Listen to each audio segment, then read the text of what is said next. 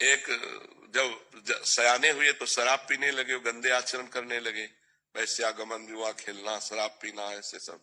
और एक था रोज गंगा नहाने जाना, भजन करना, शास्त्रों का स्वाध्याय करना। तो बहुत दिनों के बाद दोनों मित्र मिले, दूर से देखा वो गंगा नहाने वाला आ रहा है, और उसने देखा कि वो हमारा मित्र जो भटक गया गंदे आचरणों में, वो आ रहा है। तो जो गंगा नहा के आ रहा तो एकदम नीचे देखा तो खजूर का कांटा घुस गया उसके पैर में, नंगे पैर गंगा नहाने गया था, और उसके ठोकर लगी जो पाप कर्म करता था।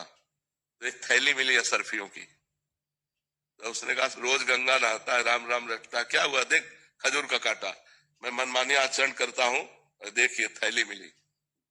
उसको लगा यार कि हम इतना संयम नियम से चल रहे हैं, हमें खजूर का कांटा इतना बड़ा होता है, इसलिए आज से मैं गंगा नहीं नहाऊंगा, भगवान का भजन नहीं करूंगा। तो जब किसी को संशय हो जाता है तो भगवान धर्मात्मा पुरुष का संशय निवृत्त करने के लिए कोई न कोई रूप धारण करते हैं, चाहे ग्रंथ रूप मिल जाए या कोई संत मिल जाए। तो भगवान एक संत के रूप में आए और कहा बेटा तुम्हारे कांटा लग गया क्या, लाओ मैं निकाल दूं, तुम भगवान का भजन करते हो इसलिए तुम धन्य हो। तो उनका ये सब बातें हमको मत बताओ कि धन्य हो, धन्य वो है। तब उनका बेटा तुम्हें उसे पूर्व जन्म की बातें याद नहीं है, तुम्हारा पूर्व जन्म में इस समय तुम्हें सूली की सजा मिलनी थी, खजूर के कांटे से इसलिए निकल गई कि तुम गंगा नहाते हो, नाम जप करते हो, और इसे चक्रवर्ती सम्राट होना था। और ये अपने पाप कर्म करके बस ये आखिरी थैली है, ये जहां भोग लेगा तो इसको दुर्गति प्राप्त होगी, और तुम्हारा ये कांटा ही आखिरी है, और ये जहां हटा, इसकी पीड़ा हटी तो तुम आगे परम धाम को परम लाभ प्राप्त करोगे। तो कभी कभी वर्तमान की घटनाओं में हम लोग भगवान पर अश्रद्धा कर लेते हैं, पॉजिटिव बात हम सोचे, नहीं तो हमें भगवान की इस मंगल में विधान। भगवान सभी जगह है, कन कन में है, तो धार्मिक स्थलों पर जाना चाहिए या नहीं महाराज जी?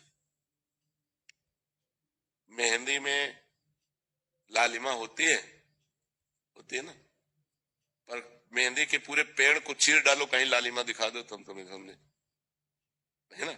उसकी एक प्रक्रिया है ना, उसके पत्ते तोड़िए, उसको बांटिए, बांट के लगाइए, आधा घंटा लगा रहने दीजिए, फिर धो दीजिए। तो दूध में घी है, पूड़ी पका सकते हो, लेकिन घी है उसी में, उसकी एक प्रक्रिया है, उसको दही बनाओ, मंथन करो, मक्खन निकालो, फिर उसको तप्त करो, तब वो घी बन जाएगा।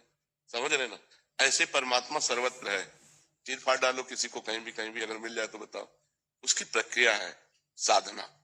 साधना के लिए हमें पवित्रता चाहिए, तो हम भगवान के परम पवित्र दिव्य स्थानों में जाते हैं, हरिद्वार, काशी, इनमें हमें पवित्रता मिलती है।